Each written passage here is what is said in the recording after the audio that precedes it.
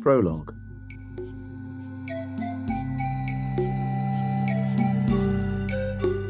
Late May after the long rains. The ground had borrowed moisture from the clouds. Now the sky claimed its debt in endless, hot, dry days. For the children, it was a relief. After weeks of bored confinement, they were at last allowed to wander from the household, beyond the gardens and the outer walls, into the wild. It was there that they came upon the death machine. "I still can't hear anyone," Geoffrey said. Sunday sighed and placed a hand on her brother's shoulder. She was 2 years older than Geoffrey and tall for her age.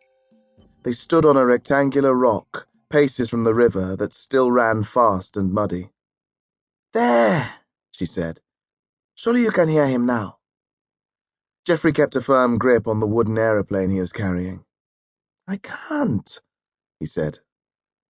He heard the river, the sighing of the leaves in acacia trees, drowsy with the endless oven-like heat. "He's in trouble," Sunday said determinedly. "We should find him, then tell Memphis." "Maybe we should tell Memphis first, then look for him."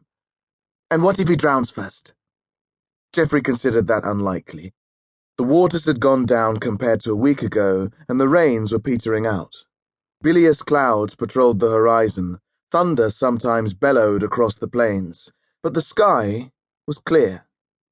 Besides, they had been this way many times. There were no homes here, no villages or towns. The trails they followed were trampled by elephants rather than people, and if by some chance Masai were nearby, one of their boys would have known better than to get into difficulty. "Could it be the things in your head?" Geoffrey asked. "I'm used to them now." Sunday hopped off the stone and pointed to the trees. "I think it's coming from this way." She started walking, then turned back to Geoffrey. "You don't have to come if you're scared." "I'm not scared."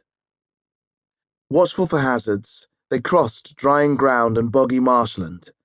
They wore snake-proof boots and long, snake-proof trousers, short-sleeved shirts, and wide-brimmed hats. Despite the mud they'd splashed around in and the undergrowth they'd struggled through, their clothes remained as bright and colourful as when they'd put them on back at the household. More than could be said for Geoffrey's mud-blotched arms, now cross-hatched with fine, painful cuts from sharp-thorned bushes. Remembering a time when Memphis had praised him for not crying after tripping on the household's hard marble floor, he had made a point of not telling his cuff to make the pain go away. Sunday pushed confidently forward into the acacia trees, Geoffrey struggling to keep up. They passed the rusted white stump of an old windmill. "Not far now," Sunday called back, looking over her shoulder. The hat bounced jauntily against her back, secured by a drawstring around her neck. Geoffrey reached up to jam his own tighter, crunching it down on tight curls. "We'll be safe whatever happens," he said, as much to convince himself as anything else. "The mechanism will be keeping an eye on us." He didn't know what was on the other side of the trees. They had been here before, many times, but that didn't mean they knew every bush, every rise and hollow of the landscape.